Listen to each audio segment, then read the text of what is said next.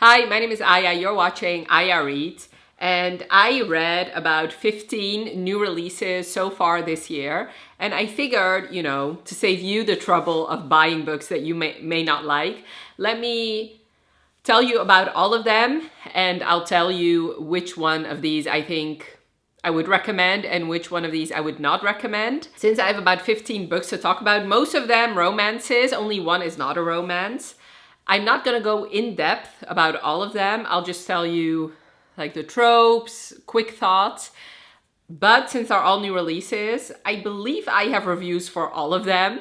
So since I can only put like 5 cards up here in the corner, check the description because there will be a more organized list of the videos where I reviewed these books. As always with most of my videos, I'll just go in order of enjoyment. So I'll start off with my least favorite new releases first and work my way up to my favorite new releases. Let's get started. I had two stars. The first one was Great Big Beautiful Life by Emily Henry. This is Emily Henry's newest release, and in my opinion, this was not a romance. Okay, so I had more books that were not romance. I believe 2 books that were not romances. This has gotten some mixed reviews, and I'm one of the people that really did not enjoy it. It is one of my least favorite books I read this year. You follow Alice and Hayden, and both of them get hired by this socialite, reclusive socialite, to do her autobiography. But when they get there, she tells them that they both have a month to work with her.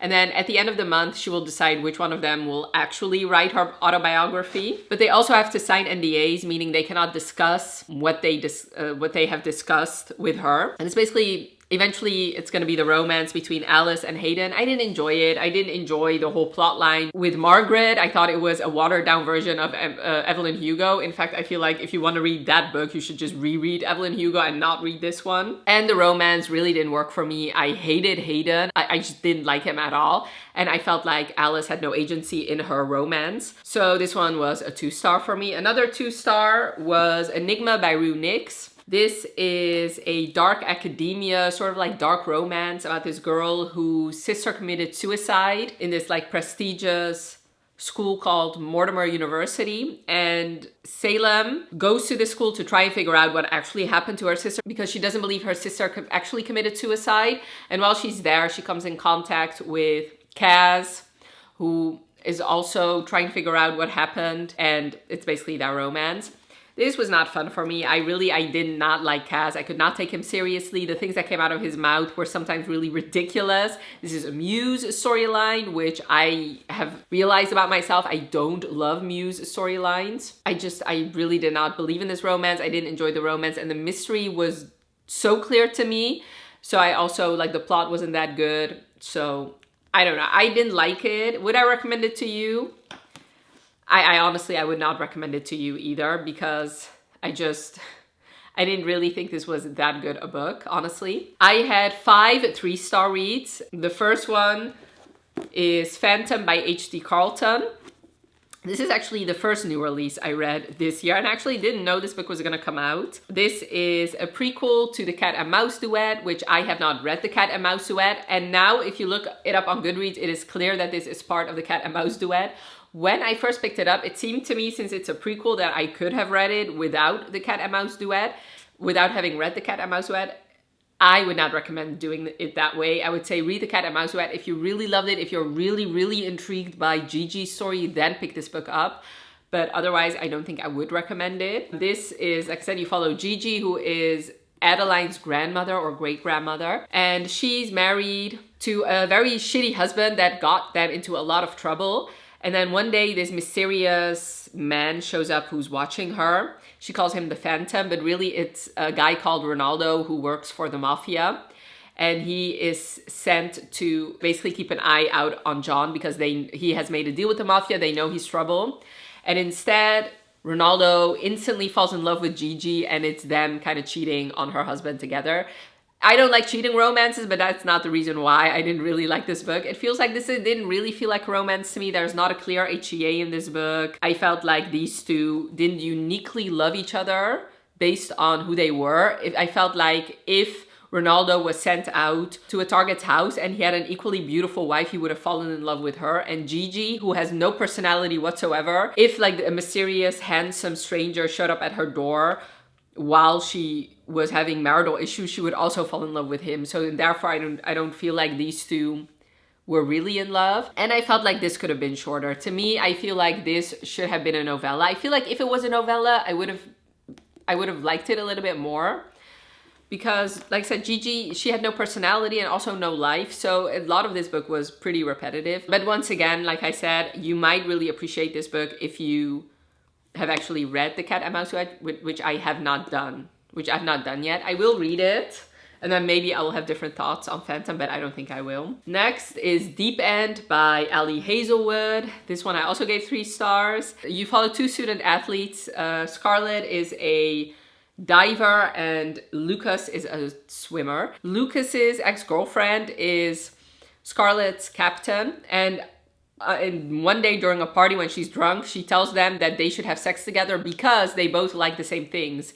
They're both into BDSM. She's a submissive, he's a dominant. So she like kind of is trying to play matchmaker. Eventually they do start up this relationship where they will have sex together and explore together. That eventually will lead into a romance. This, once again, I don't know. I would say I would tentatively recommend it because a lot of people do love it. I, however, did not, because I feel like, yes, this is technically the kinkiest of all her books, but I feel like the way she set it up, it should have been kinkier, or they should not have like a kink list. You know what I mean? Like, so she started the book off with them having like a whole list of things they liked. And to me, if you have that, don't throw that in there and tease us with that and not use it. Then in that case, don't have this kink list, because if you're not gonna use it, like the sex they had, it was not that kinky. Anyway, that's not really the reason why I didn't really love it. I felt like there was too much other things going on in this book. Like the captain I talked about, it felt like she should have been the main character, considering the amount of time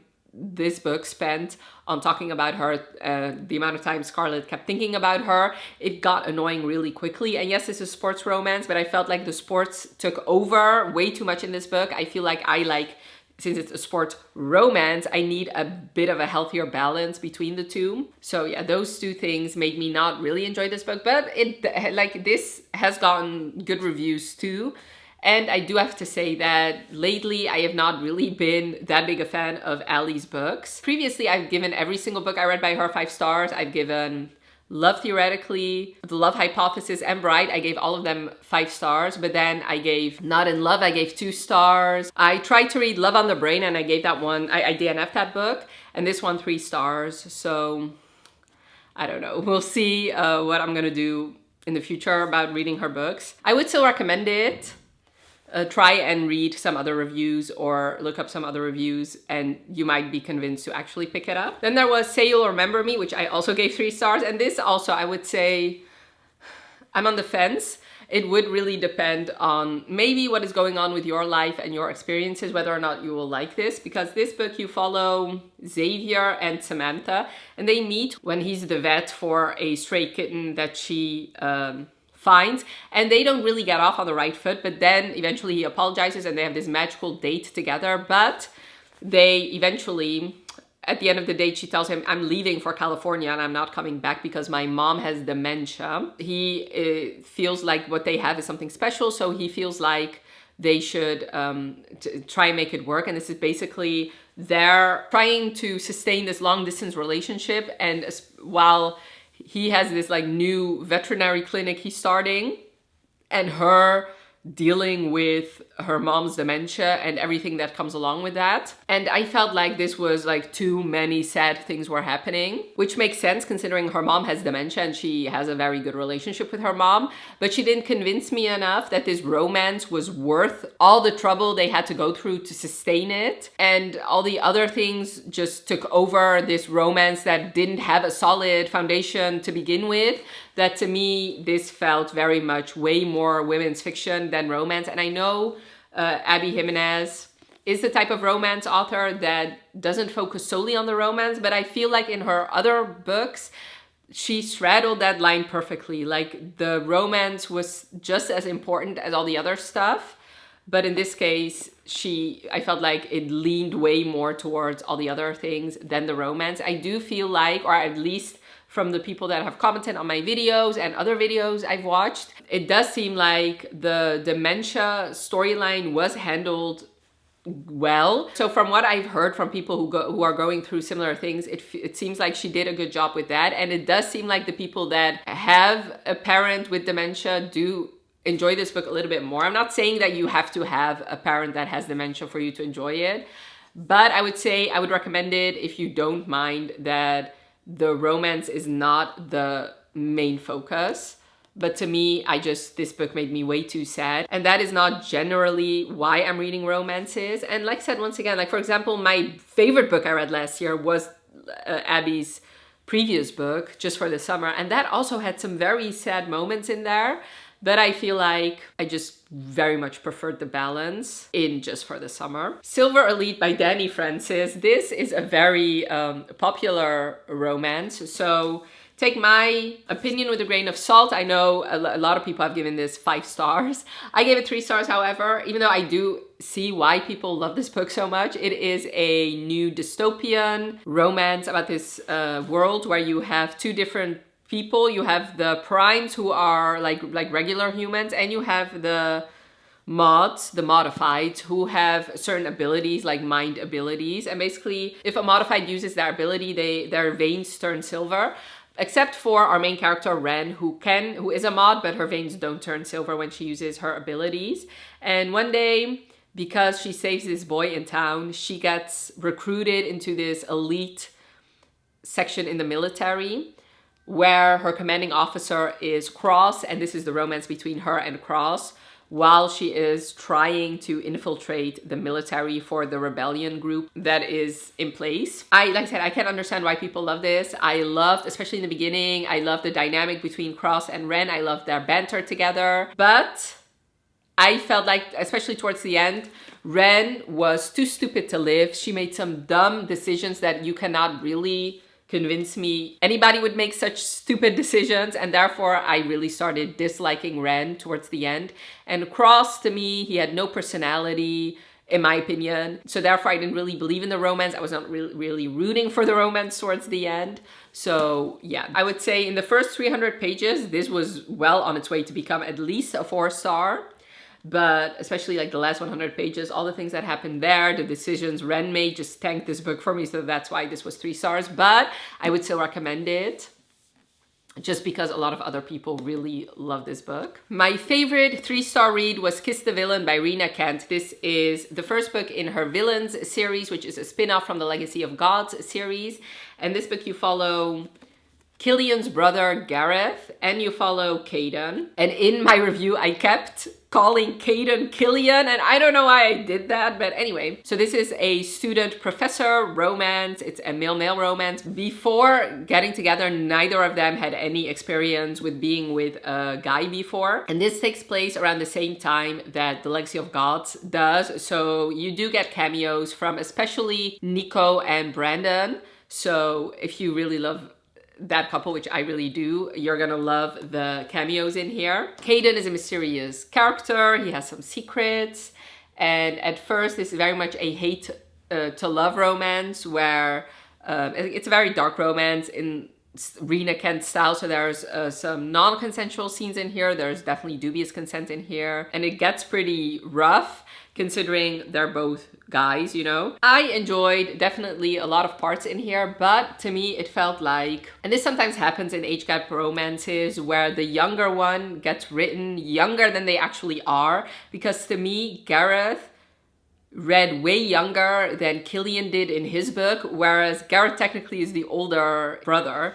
So that, and like some of the things that Gareth said, and the jealousy, I know sometimes jealousy is unfounded, but the way it happened here, I was like, how are you jealous of this? This makes no sense whatsoever. Yeah, I really haven't found myself thinking about these characters too much. It was enjoyable while reading it, but it didn't really compare to me at all. Like, I preferred all the other books I read by Rina Kent up to this point, so therefore this was 3 stars. I do have this picture of them. They're cute.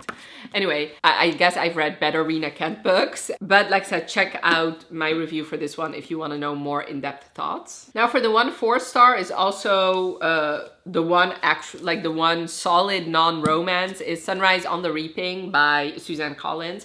I wasn't planning on reading this, but when I saw all the thumbnails of the people who had read it and that were all crying, I was like, you know what, let me just try it. This is Haymitch's story, and this basically is a prequel where you follow Haymitch during his Hunger Games. I gave it 4 stars. In my opinion, this was not necessary. I really just want, and even though I did it, like, enjoy is a difficult word to use, but I like this book while reading it. 4 stars is still a high rating, but I just want Suzanne Collins to do something other than the Hunger Games. I get it, that's why she's famous, but to me, nothing is going to be as good as the Hunger Games itself. So I'm writing prequels, I don't know. I feel like she's a good author and she is a smart person. So I feel like, especially nowadays, like the Hunger Games was written, I don't know, how long ago? It was written in 2008.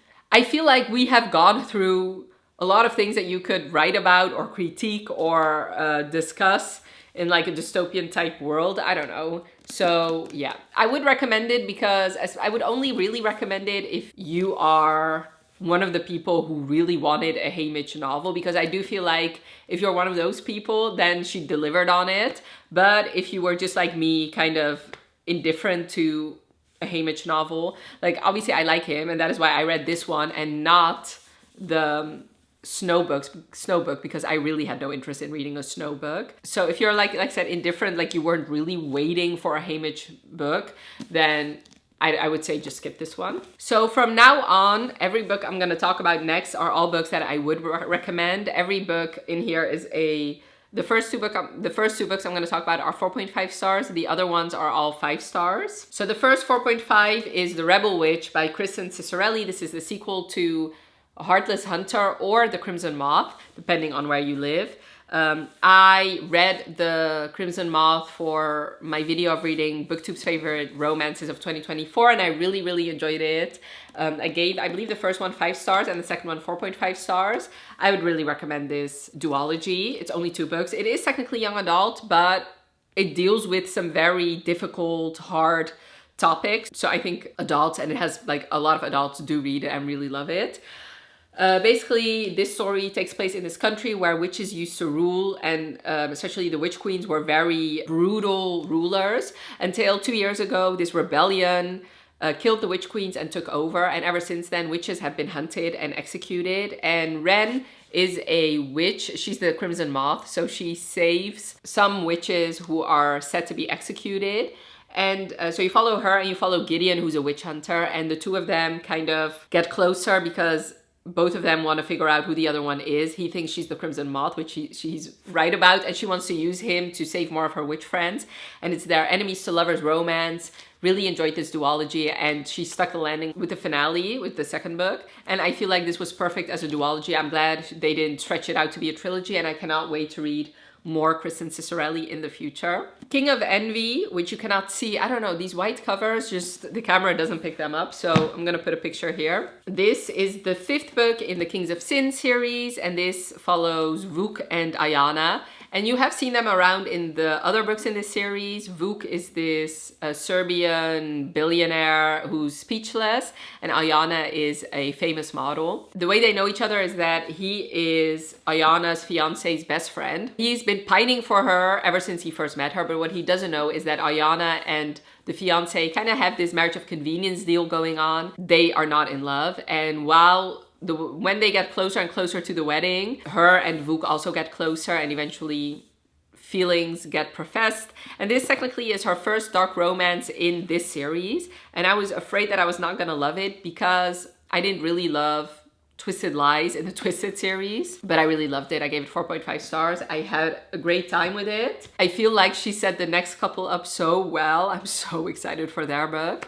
I have a feeling that is going to be one of my favorites in the series. Now for the 5 stars. It was difficult for me to rank these because I had 6 5 stars. So once again, I would wholeheartedly recommend all of them, but I did rank them. I do have to say maybe recency bias is a thing here, because I do feel like the ones I read earlier are the ones I put lower, but it doesn't matter. All of them are 5 stars. I would highly recommend all of them. The first one is Wild Side by Elsie Silver. This is the 3rd book in her Rose Hill series, and this book is A Marriage of Convenience, which, say it with me, is one of my favorite tropes. You follow Reese and Tabby. You have seen them around in the other books, and you know that they hate each other, but then one day in the 2nd book they announce that they got married, and everybody in our friend group is like, what the fuck, you hate each other, right? So basically, Tabby's sister died, and Tabby's sister also has a son, Milo, and Tabitha thinks, you know, I'm gonna be his mom, I'm gonna be the one taking care of him, until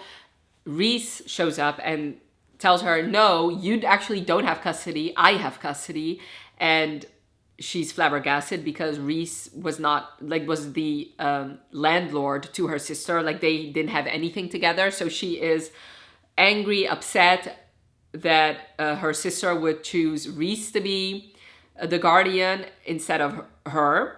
So, but now they have to kind of figure out a way to coexist for Milo. And this takes place in Canada, like all of Elsie's books do. Reese is from the US, and he's actually also a wrestler, which he keeps a secret for a big portion of this book. He keeps it a secret from Tabitha. The reader knows what he is. At one point, since he's going from Canada to the US one too many times, they eventually have to get married so that he can stay in Canada.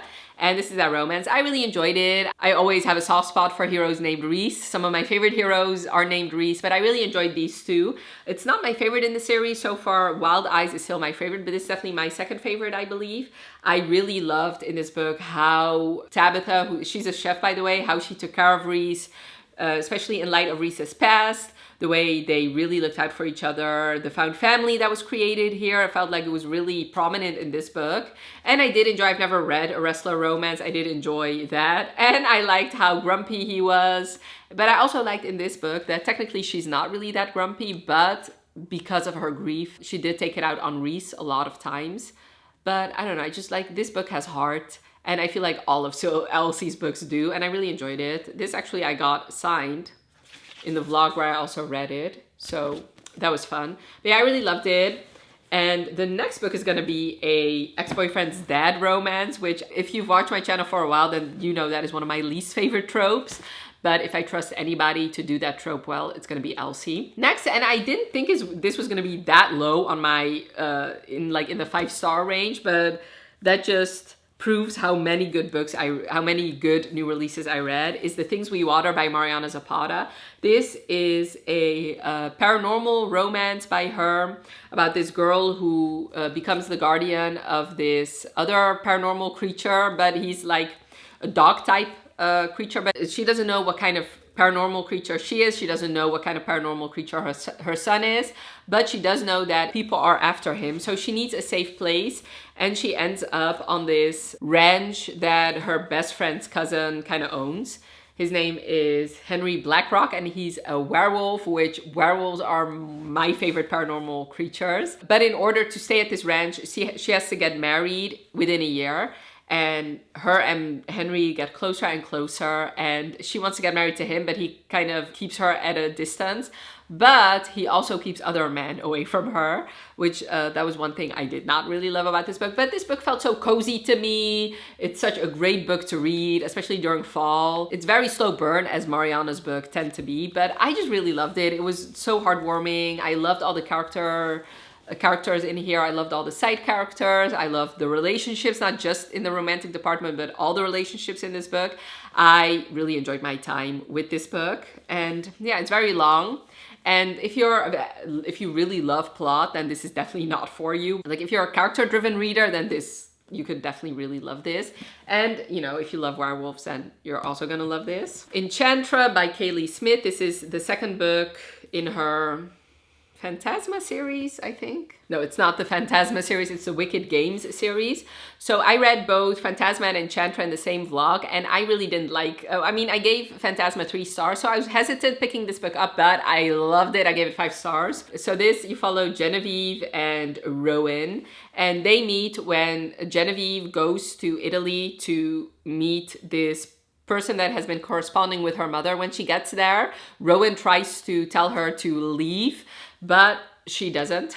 And because she's inside the house at a particular time, that means she now has to take part in this deadly game where the silver siblings have to fight to the death, and whoever is left standing gets to stay in this mortal plane. All the other siblings who get killed in the game, they have to spend a year in hell. They can do that because they're all immortal, but now Vivi is there and she is a mortal, which means that if she actually dies in the game, she actually dies. She doesn't go to hell, or at least maybe she goes to hell, but she'll stay forever in hell, I guess.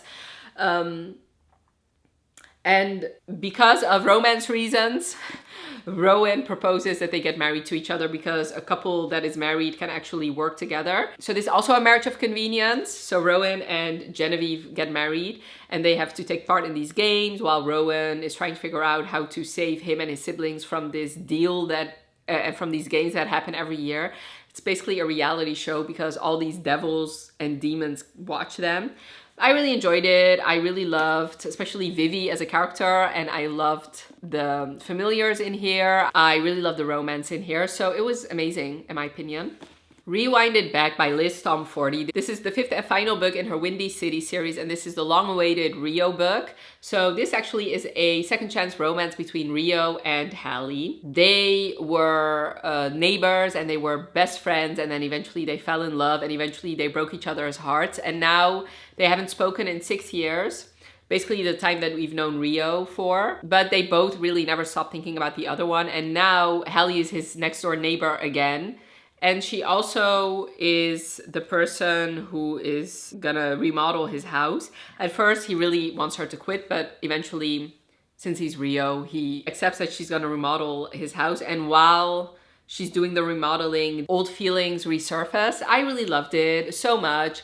I was hesitant, of course, because Rio was always like the goofy character, the kind of the clown of the group. And I always thought, okay, so how is he gonna be like a sexy hero? As much as I love funny heroes, he kind of sometimes was over the top, but I felt like she did such a good job with him. I loved him so much. I loved the way he loved Hallie.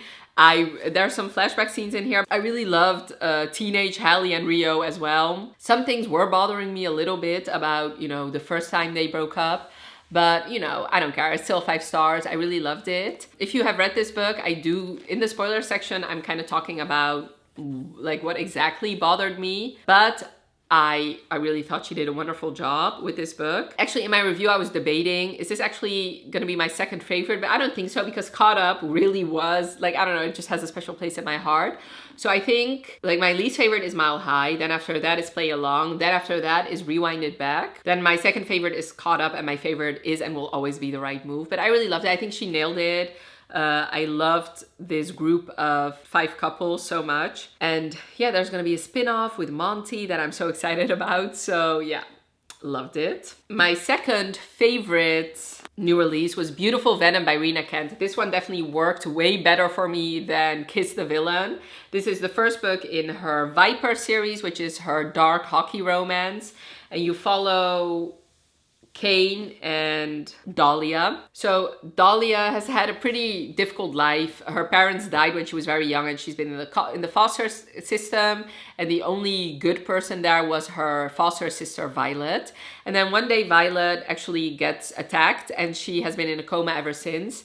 And Violet, or Dahlia, wants to figure out who did that to her, and she has one sort of clue, and it's Vencor. So she decides to go to this prestigious Black Rock University, I guess, and she starts spying on the Vipers, and especially Kane Davenport, to try to see if there's a way that she can get into Vencor, considering he's a senior member in the Vencor, and Vencor is this like secret society that's very mysterious. So eventually she gets her wish, and Kane asks her to the initiation, and the initiation is a very interesting, dark thing where he ends up fucking her and taping it, and it's very brutal, so very much non-consensual, dubious consent, because technically she does have a safe word, but on the other hand she knows that she has to go through this initiation to find out what happens to her sister. So does she really have a choice? I mean, yeah, she can use safe word out, but that means she'll never find out what happens to her sister, and that is really not an option for her. But eventually, you know, Kane starts becoming very much intrigued by her, and he realizes that she actually does enjoy, you know, CNC. So they start experimenting together. There's primal play in here, and it's like a lot of things in Rina's books, like in the sexual department. I really enjoyed it so much. 5 stars. I cannot stop thinking about this book. It was so great. And but I do feel like he set up the next 2 romances in the series up very well. So I do think when all is said and done, the other 2 books in the series are going to be my favorite, but obviously I don't know yet, considering she hasn't written them yet. But I'm very excited about the other 2 books. And yeah, these are them. And I feel like, yes, what I just described seems brutal, but I feel like he's like the nicest out of all of Rina's heroes so far. I feel like he's like the most normal, I guess. But yeah, I don't know, I just really loved it. And I felt like this did a good job about like the sports and the romance in here. Like there were some hockey scenes in here that I enjoyed, but the romance definitely was center stage in here. And I did also enjoy the mystery in here. And I feel like, so this reminded me in some ways of Enigma. Let me grab that one.